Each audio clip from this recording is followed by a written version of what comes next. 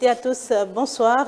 L'actualité nous conduit ce soir sur le terrain du football béninois dont Marcelin Bokover, désormais le nouveau président de la FBF. Mais pendant que le monde du football entame une nouvelle séquence, une autre institution entreprend elle aussi de renforcer son ancrage sur le terrain. Le Conseil économique et social veut désormais aller davantage à la rencontre des populations. À Parakou, le président du CES a lancé le 25 août la tournée nationale des CES départementaux, première étape d'une démarche appelée à toucher les 12 départements du pays. Quelle lecture faire donc de ces nouvelles dynamiques? Un débat à faire avec Amerl Maussi. Bonsoir. Bonsoir Madame Maëlle, bonsoir à tous les téléspectateurs de ETV.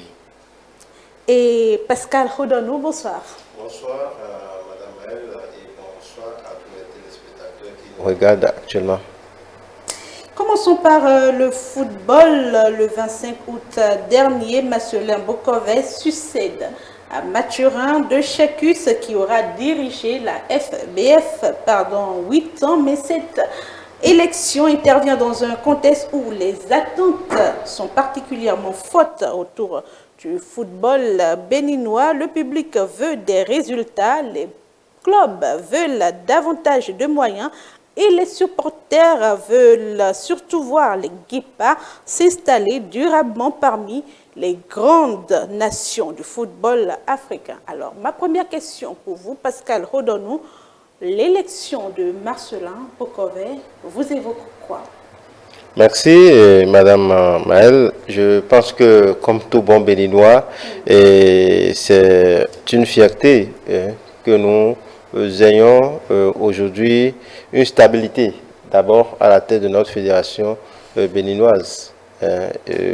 Qu'il vous souvienne, nous avons connu des passés qui n'ont pas été glorieuses, et puis après cela, il y a eu quand même de stabilité qu'on peut noter. Donc aujourd'hui, nous avons quand même quelqu'un qui est en train de succéder aux efforts qui sont consentis, et ce n'est qu'une fierté. Cette personne, sinon je veux dire cette personnalité, n'est pas des moindres. Il est connu du paysage du football et nous le connaissons par sa rigueur et ce qu'il entend imprimer pour le football béninois. Donc je pense que c'est une fierté et c'est à l'œuvre qu'on connaît l'artisan, le dit-on. Donc on espère quand même voir réellement tout ce qu'il a promis dans son agenda, dans son projet de société, qu'il pourra réaliser. Et on espère bien. Merci à vous. Oui, Amerl Maussi, Marcelin Bokover, qui n'est pas quand même méconnu. Effectivement, Madame Maëlle n'est pas méconnue et d'ailleurs, on sait que dans le monde du football, c'est des visages pour la plupart qui sont connus, qui sont dirigeants de clubs et depuis un bon moment qui gèrent la chose. Toujours est-il que au début il n'y avait pas totalement entente, mais finalement je pense qu'il y a eu une liste unique qui est la liste de M. Bokover qui est passée. On ne peut que saluer ce consensus. Un peu comme mon collègue le disait, la stabilité qui fait partie intégrante du bilan du président qui vient de passer la main, Mathurin de Chacus. Cette stabilité, on salue cela, mais il faut aller au-delà, puisque le public, vous l'avez dit, veut des résultats. Le public veut des résultats et il ne faudrait pas que la stabilité soit apparente et cache un malaise profond. Et d'ailleurs, le président est en train, je crois, parler de la gestion administrative où il faut relever beaucoup de défis et pouvoir réellement permettre à ceux qui font vivre les émotions au public, aux footballeurs, au club de réellement obtenir les moyens de faire le travail. Merci à vous. Et il faut le dire, hein, après 8 années de présidence de Mathurin de Chaku, qu'est-ce qui doit absolument changer dans la manière de gérer désormais le football béninois? Ah oui, je pense que, et je vais peut-être surprendre, et je crois que il ne va pas forcément avoir un changement aussi radical, bien que le président Bokover essaie d'imprimer une nouvelle chose. Non, je pense que les acquis qui ont été consentis par le président de Chacus vont être pérennisés et lui va essayer d'améliorer et voir réellement les choses qui n'ont pas marché. Et surtout, je vais profiter pour voir, pour rapidement faire... allez-y, allez-y. Merci. Je vais essayer de surtout toucher du doigt sur les choses qui réellement devraient réellement marcher pour le président de Chacus, mais qui n'a pas pu. Et on espère que le président Bokover le fera. C'est surtout comment est-ce que on essaie de mieux dynamiser et d'accompagner ce nouveau programme.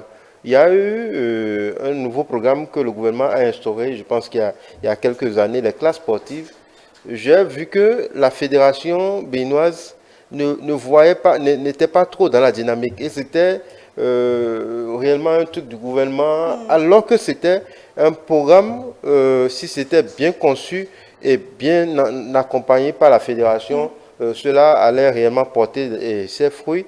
Et aujourd'hui, on aurait beaucoup de talents et que nous devons aussi être en train de dénicher en dehors des détections qui se font. Et cette détection aussi, il y a souvent un problème. Le problème est la communication. Par exemple, vous voyez des jeunes, moi je rencontre des jeunes, par exemple, ils sont très bons dans le quartier, mais ils se disent que... Il y a quand même des tournois qui sont organisés désormais un peu partout. On ne peut pas dire que le gouvernement ne fait pas... en tout cas, il n'y a pas des initiatives pour dénicher des talents. Non, je ne dis pas ça. Il y a des initiatives. Seulement que quand je prends la fédération qui organise les séries de détection de talents, il faudrait beaucoup plus communiquer autour.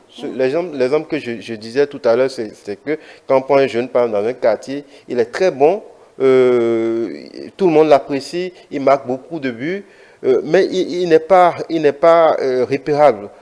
Très peu de personnes le connaissent.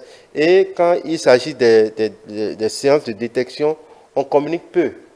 Donc, par exemple, ce jeune, s'il avait l'information que, bon, il y a telle activité prévue pour tel moment, je suis sûr que ce jeune allait se préparer avec ses parents pour se faire présenter et pour qu'on puisse le repérer. Donc, il y a un problème de communication aussi autour des séances de détection et autres. Et pour finir, toujours les choses qui doivent marcher pour le président Bokover et qui n'a pas marché pour le président de Chacus, c'est beaucoup plus surtout le stade. Hein, le stade où aujourd'hui nous ne disposons pas, malgré tous les efforts que le gouvernement a fournis, nous ne disposons pas, et c'est malheureux. Est-ce que c'est à l'actif de la Fédération béninoise de football? C'est partagé, je pense que c'est partagé, parce que quand on dit football, c'est vrai, le gouvernement est la cheville ouvrière, mais l'artisan et le maître du jeu du football, c'est la fédération. Et dans ce pays où on n'est pas en train de réellement avoir un stade homologué depuis au moins 5 ans, ça fait beaucoup mal. On ne sait pas réellement qu'est-ce qui ne marche pas, malgré tous les efforts du gouvernement. Donc, je pense que voilà l'un des plus gros défis qui attend le président Bokover. Je pense qu'ils sont conscients avec son équipe sur cet enjeu. Oui, des défis à relever. Selon vous, sur quel levier je vais dire levier au pluriel, doit s'appuyer l'équipe de Bokover pour changer quelque chose, si vous estimez que l'écosystème du football en lui-même doit être revu? Oui, l'écosystème du football doit être revu, puisque il y a beaucoup de déçus, de ceux qui sont férus du football. Et donc, les défis, moi, je pense que, à la suite de ce que disait mon cher ami, je pense que il faut, les écoles, par exemple, il faut leur donner davantage vie.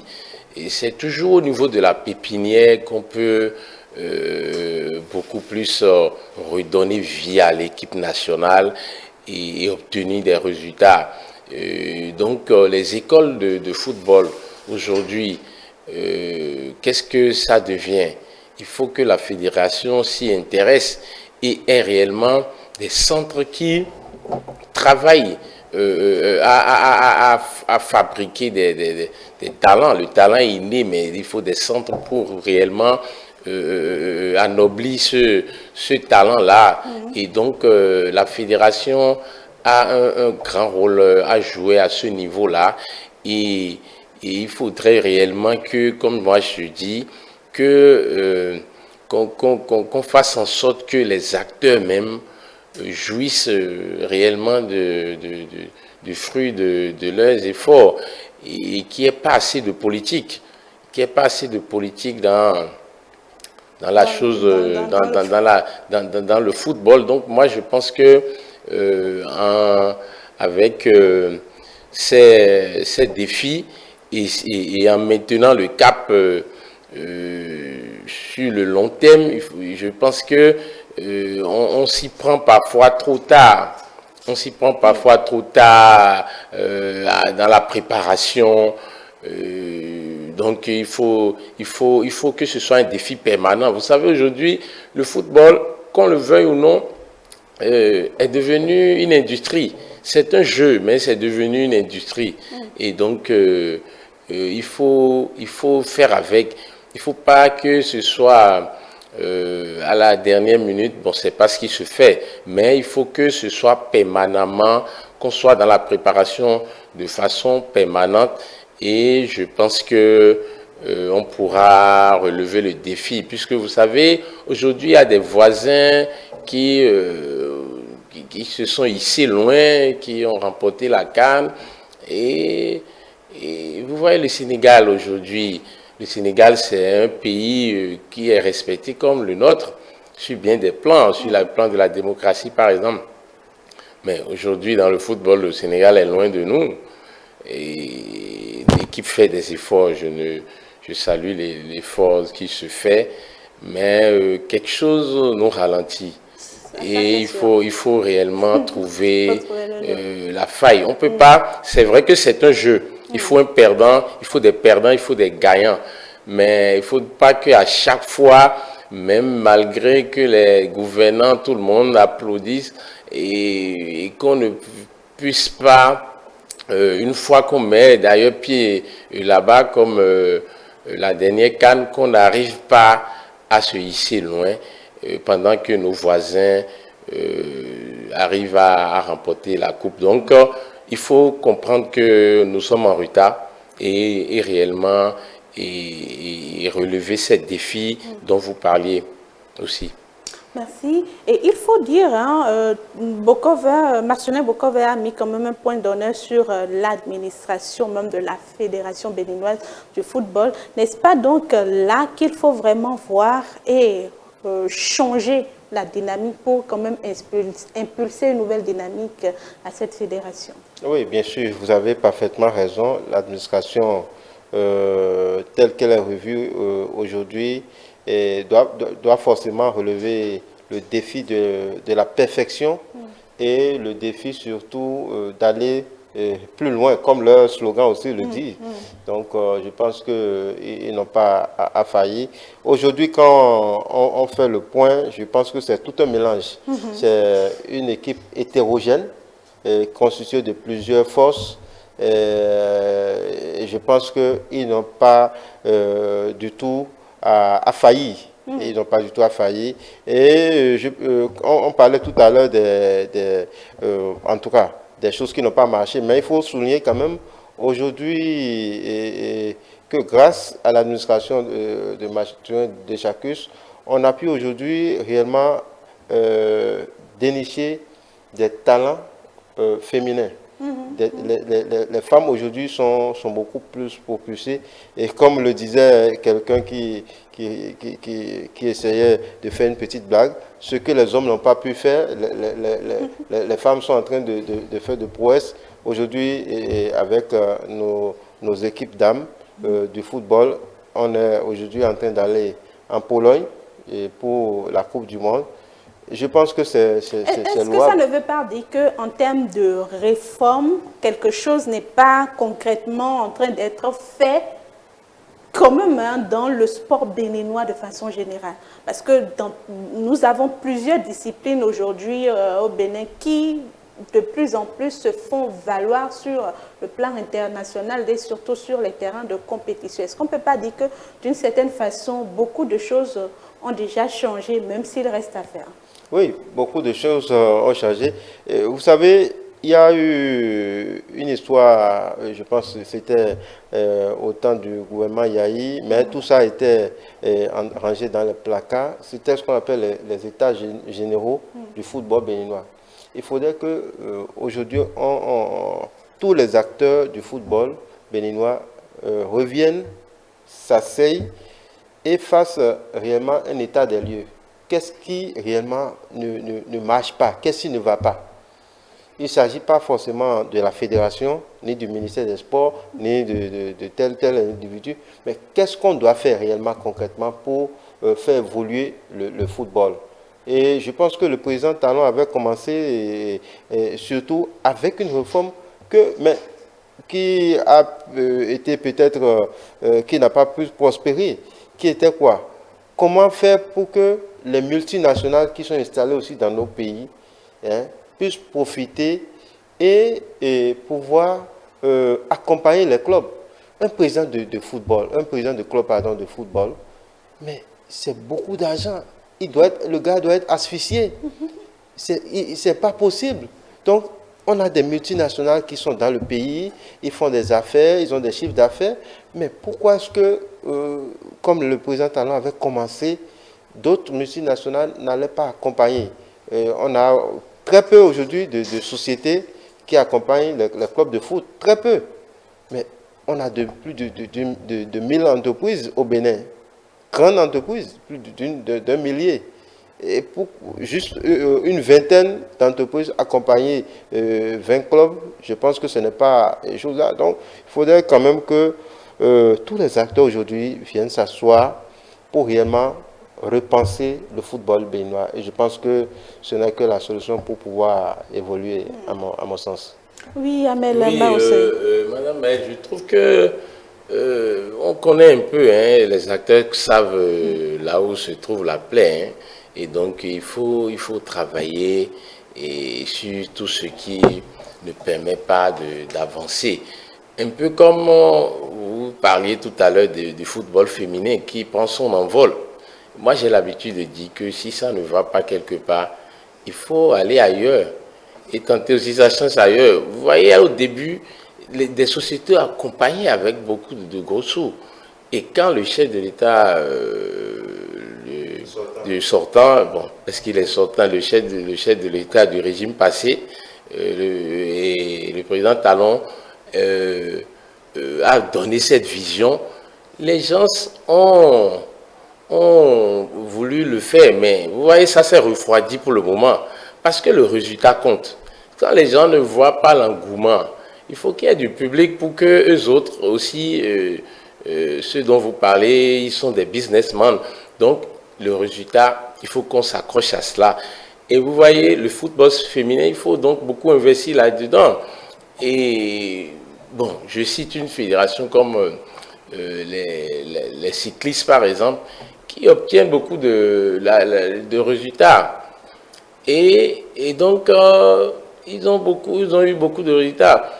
Et récemment, il y a notre compatriote Noélie Yarigo oui, qui a aussi fait un exploit. Donc, sur tous les plans, le Bénin... Et je vais vous demander si il faut changer de cadence au sport béninois? Est-ce qu'il faut continuer à se focaliser sur le football, le premier sport rassembleur, ou il faut désormais voir dans d'autres disciplines qui arrivent à porter vraiment le Bénin? Merci beaucoup. C'est ce que moi je pense, j'épouse cet avis. Il faut voir d'autres sports parce que l'objectif final c'est la visibilité. C'est vrai que le football est le sport roi, mais vous voyez, il y a des pays qu'on ne voit pas dans le football et qu'on voit ailleurs et qui s'illustrent et qui ont un rayonnement, et des multinationales peuvent accompagner. Nous autres, je pense que sur beaucoup de plans, on se met en exergue, mais si au niveau du foot masculin, si je peux le dire, si ça tarde, il faut voir ailleurs. Mais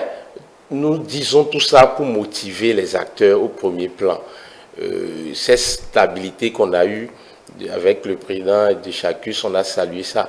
Mais au-delà de ça, l'entente semble encore apparente. Donc, il faut réellement que leur entente, parce que si les présidents de clubs se donnent réellement la main, l'équipe, le comité exécutif se donne réellement la main, je pense qu'ils savent où ça ne va pas.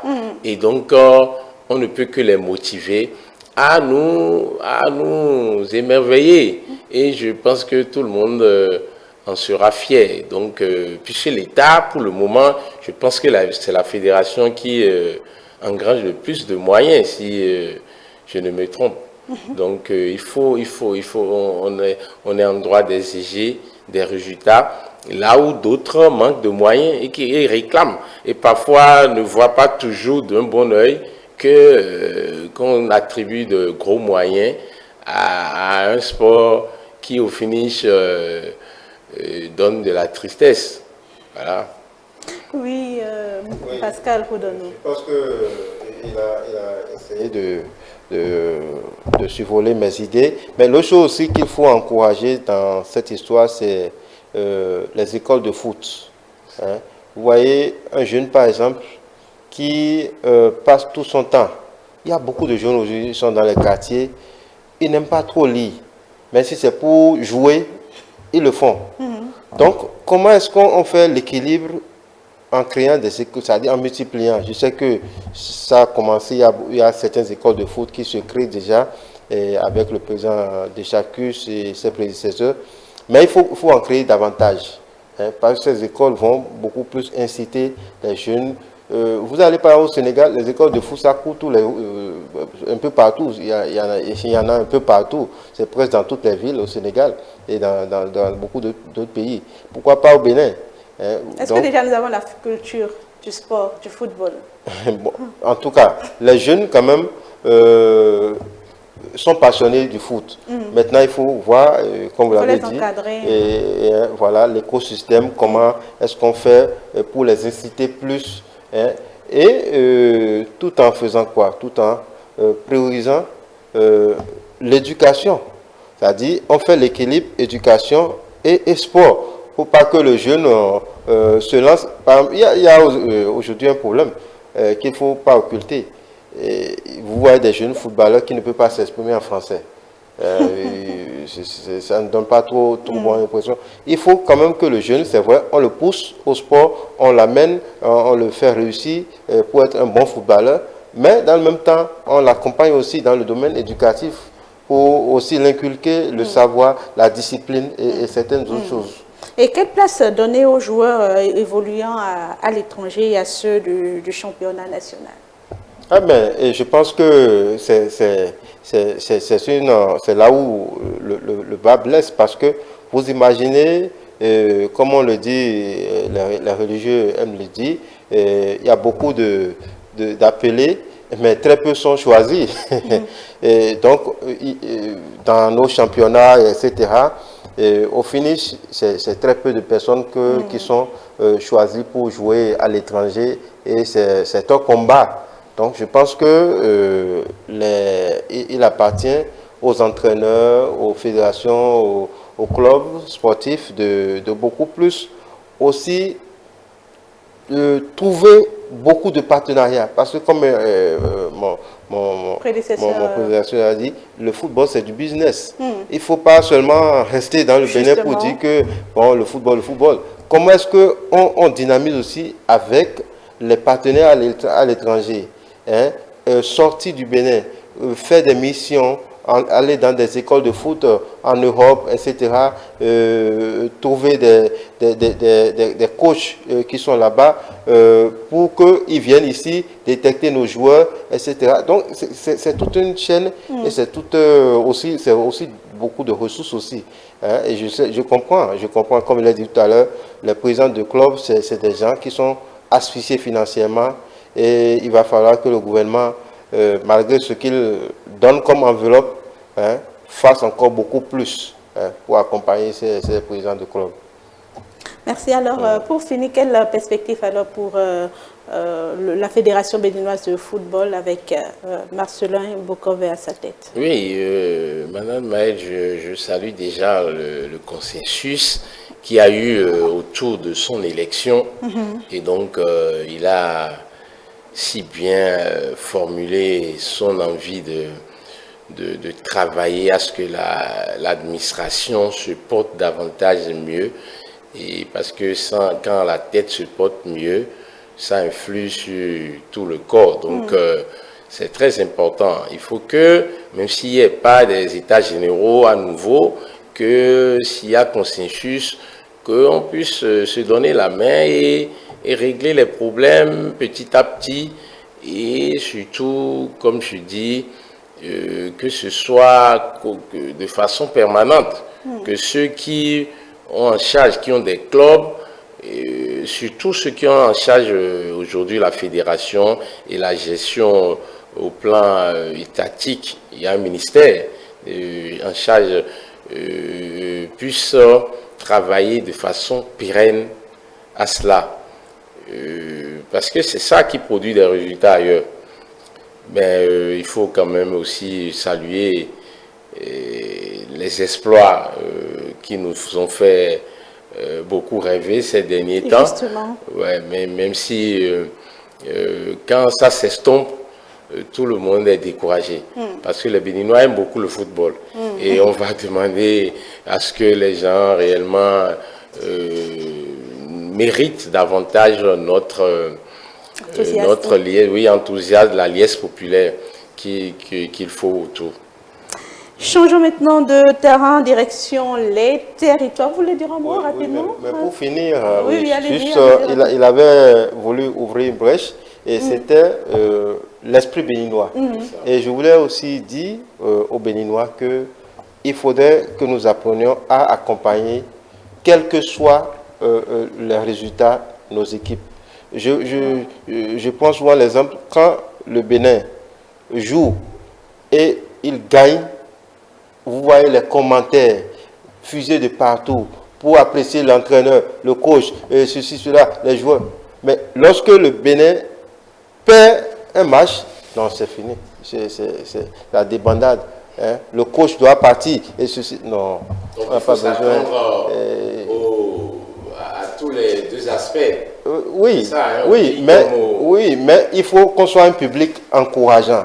Hein. Quel que soit l'échec de nos équipes, il faut qu'on continue de les encourager, de les supporter, jusqu'à ce qu'un jour ça va donner. Hein? Mais chaque fois, bon, on peut sur 4 matchs par exemple, on gagne 2, on perd 1 et on fait tout là, c'est fini. Le coach il doit partir, etc. Tel joueur, il est vieux. Oui, mais on a envie de soulever aussi la coupe. J'espère que ça va venir bientôt. Ça va venir, mais continuons par encourager toujours nos équipes, même s'il y a l'échec. Continuons par les soutenir. Vous voyez, c'est juste le message que je voulais passer. Merci, message entendu. Alors maintenant, nous pouvons changer de registre. Le Conseil économique et social vient d'engager une nouvelle dynamique avec le lancement des activités des CES départementaux, le Borgou a servi de première étape à la tournée nationale du président Abdoulaye Biotchane qui doit conduire l'institution dans les 12 départements du pays. Je reviens à vous, Armel Maossi. Quelle différence les CES départementaux doivent-ils faire dans le quotidien des populations? Oui, merci Madame Maëlle. Je pense que ces CES départementaux ont un grand rôle à jouer et je salue l'initiative. Vous savez, l'actuel président Abdoulaye Biotchane, personnellement, j'ai pensé qu'il pourrait être un peu fatigué. Mais là, il démontre qu'il a encore assez d'énergie. Et donc, on ne peut que saluer cela. Vous savez, j'ai beaucoup aimé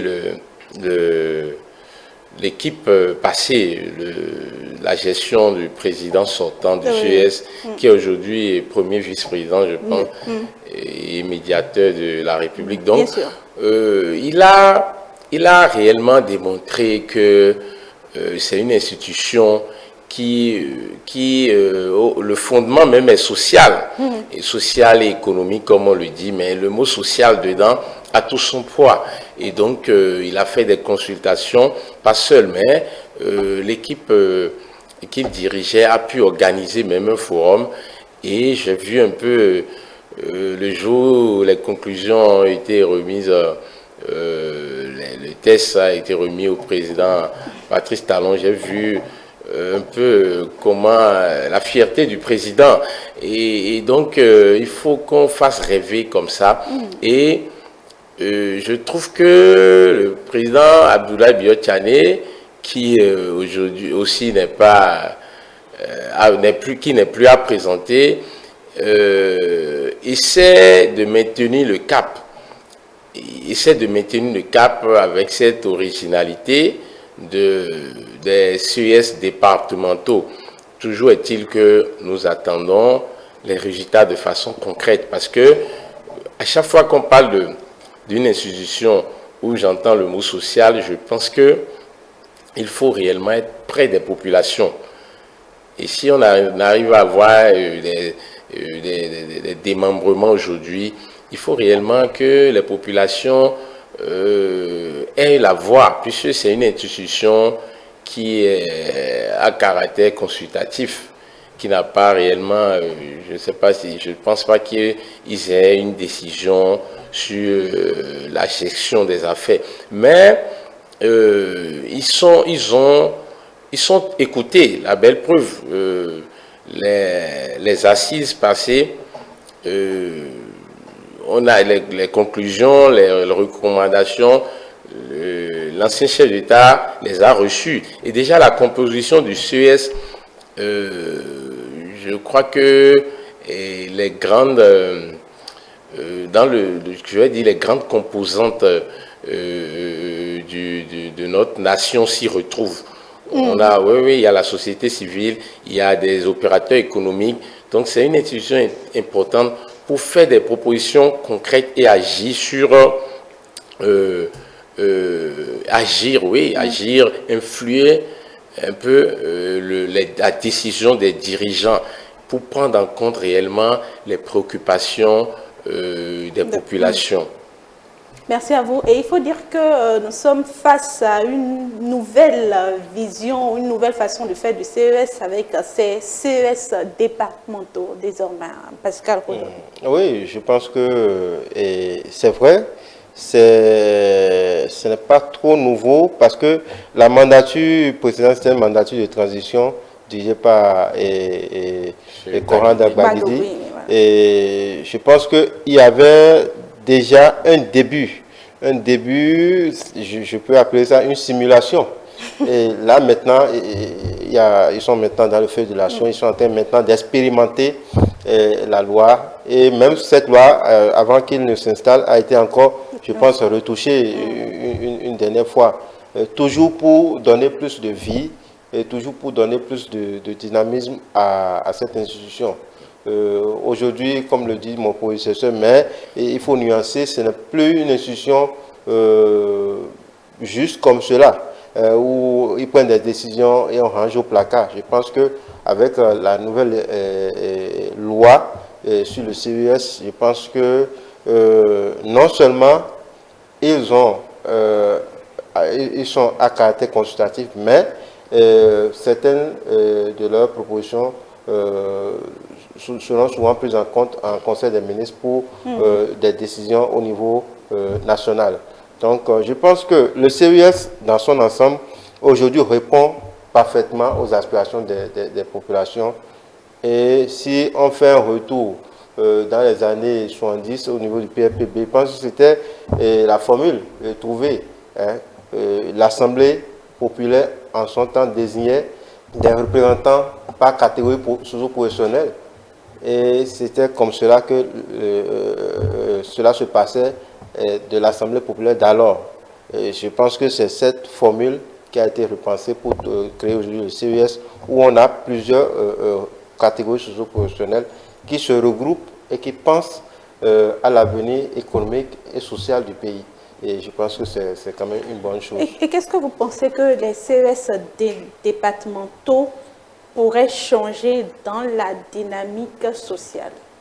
Oui, aujourd'hui, par exemple, je donne par exemple, je suis en train de dire juste comme ça, si nous voyons que le pain aujourd'hui n'est plus à la portée, le pain que nous mangeons n'est plus à la portée de nos populations et que ce pain aujourd'hui est vendu un peu cher, je pense que à l'écoute des populations, le CES prendra par exemple une résolution pour que le gouvernement puisse peut-être revoir ce côté qui touche directement à la population.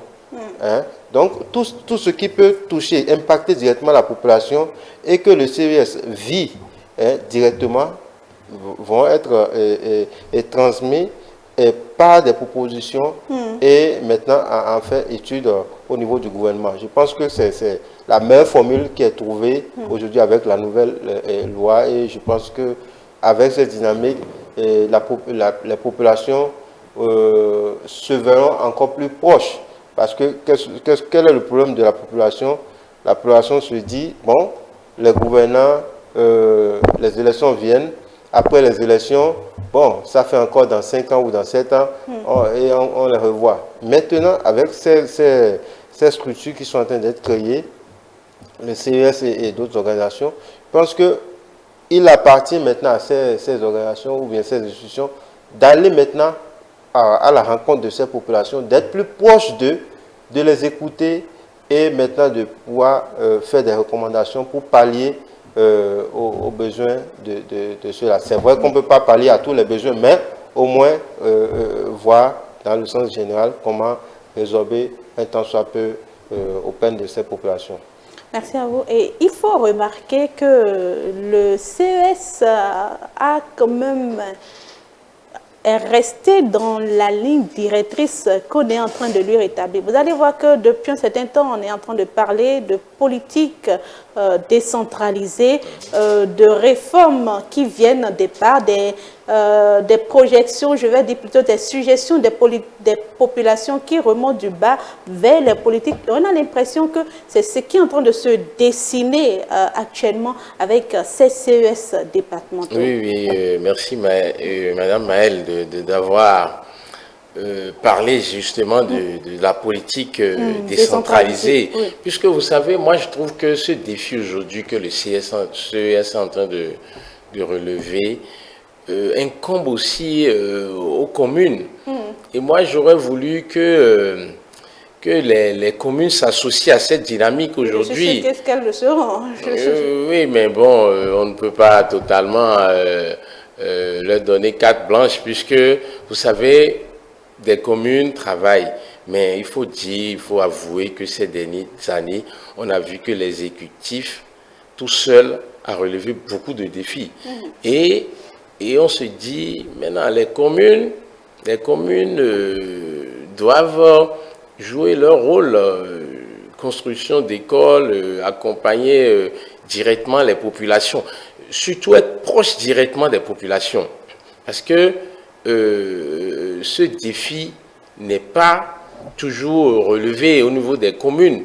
Je ne refuse pas qu'il y a des communes qui ont fait beaucoup qui ont travaillé sur bien des plans, qui ont de l'ambition. Oui, oui. Il y a des mecs qui ont beaucoup d'ambition. Mais ce que je dis, c'est que quand vous lisez un peu les tests sur la décentralisation, vous vous rendrez compte que l'objectif même, c'est que les populations soient directement impliquées à la prise de décision, tout au moins en bas. La population qui n'a pas accès au président de la République, à un ministre, ne doit pas avoir de difficulté pour avoir accès à un maire ou à un chef d'arrondissement. Mais donc, si dans la faisabilité, ce n'est pas toujours ça, je trouve que les CES départementaux qu'essaie de mettre en œuvre l'équipe du président Abdoulaye Biotani aujourd'hui sont en train de lancer un défi aux maires pour qu'ensemble, qu'ils soient encore plus proches des populations. Le défi social, on ne cesse de le répéter et on ne peut que saluer le fait que des idées se concrétisent ainsi. Mais c'est à l'œuvre qu'on reconnaît l'artisan. On verra bien si les CES départementaux vont apporter quelque chose de nouveau.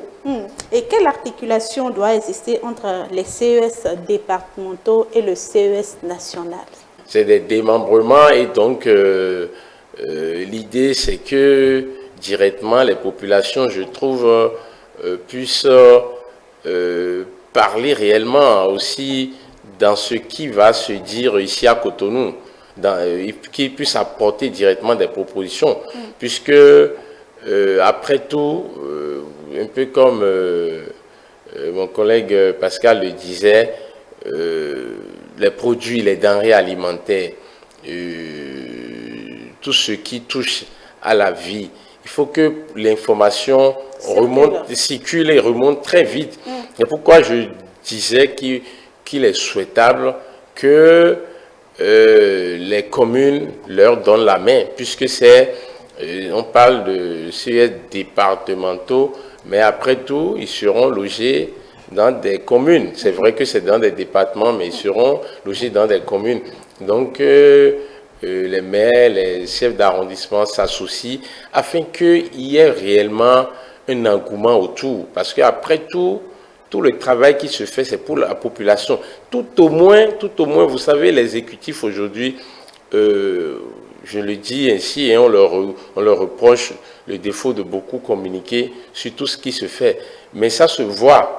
Mais si tant est qu'ils sont à l'œuvre et qu'ils n'ont pas envie ou qu'ils ne font pas beaucoup de bruit autour de la communication, ces institutions peuvent prendre le relais et discuter directement avec les populations sur comment entretenir les ouvrages, le bien fondé de tout ce qui se fait et qu'on sent que la participation citoyenne puisse réellement être incorporée à tout ce qui se fait au plan étatique. Et comment les collectivités territoriales, les élus, les acteurs économiques, les organisations sociales et même les populations doivent-ils participer à cette dynamique selon vous, Pascal Koudom? Merci. Avant de continuer, j'aimerais juste nuancer les propos de mon ami. Et il ne s'agit pas que le CES, pardon, les communes viendront s'associer à ce qui se fait avec le CES. Moi, c'est mon souhait. Mais je pense que chacun devrait être dans son rôle, dans son couloir. Je trouve que c'est toujours de pouvoir... oui, le rôle, je pense que c'est toujours la cause de la population. Mais allez-y, je veux bien comprendre. C'est-à-dire, au fait, tout est prévu par les tests. Donc, le CES, quel est son rôle vis-à-vis de la population? le porte-parole du gouvernement, quel est son rôle vis-à-vis de la population? Les ministres conseillers ont un rôle vis-à-vis de la population. Les députés, qui sont même l'émanation du peuple, ont aussi un rôle vis-à-vis. Donc, tous autant qu'ils sont, ils ont chacun leur rôle. Donc, je pense que ils se complètent. Ils se complètent. Et il faudrait que tous ces efforts parviennent à réellement impacter tout ce que nous sommes en train de dire, ces populations, le bien-être de ces populations. Maintenant, et pour revenir au sujet de comment est-ce que... Tout cela doivent participer à cette niveau. Voilà, c'est déjà ce que mon cher ami était en train de dire. Il faudrait que nos communes, sinon nos structures décentralisées, puissent d'abord jouer le rôle qui est la sienne. C'est-à-dire que les communes, par exemple, quand nous les voyons tels que nous les voyons, comme il a dit, ce n'est pas encore ça. C'est à quoi que c'est l'État même qui joue le rôle. Vous imaginez, par exemple, moi, je peux, par exemple, rencontrer plusieurs fois, à travers des occasions, des membres du gouvernement, mais sans ne pas avoir la chance de rencontrer plusieurs fois mon CA ou bien le maire de ma commune. Non, mais ça ne doit pas se passer ainsi. Les maires, les chefs d'arrondissement, vous imaginez, même dans les quartiers où nous dormons, il y a même des populations qui ne connaissent même pas leurs délégués. C'est-à-dire, leur chef de quartier, il y a des populations qui ne savent même pas c'est qui leur délégué. Mais eux, tout au moins, sont accessibles. C'est quand ils ont peut-être des problèmes de certificat de résidence, etc., à faire, qui vont juste pour faire, et ils repartent. Soit c'est le secrétaire, il voit, ou bien quelqu'un, ou bien tout ça là.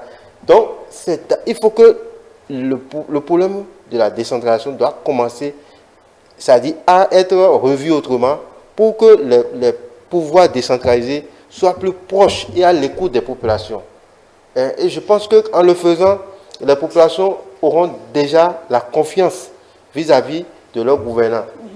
Mais quand un maire ou bien un CA est inaccessible, vous appelez son numéro hors zone, ou bien c'est son protocole qui décoche, il n'est pas là, etc. C'est frustrant.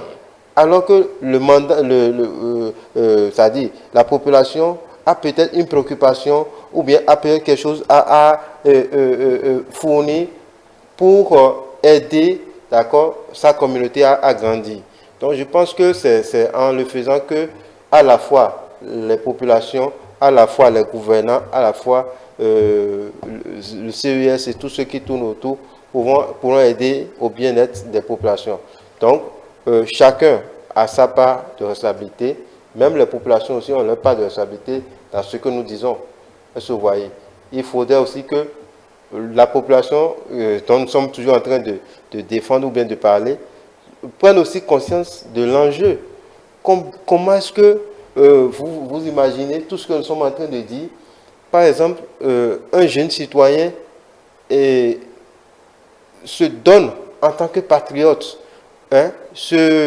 s'arme et se dit que ici maintenant c'est ma patrie. Qu'est-ce que je dois faire pour aider ma communauté? Qu'est-ce que je dois faire pour aider mon pays à mieux grandir?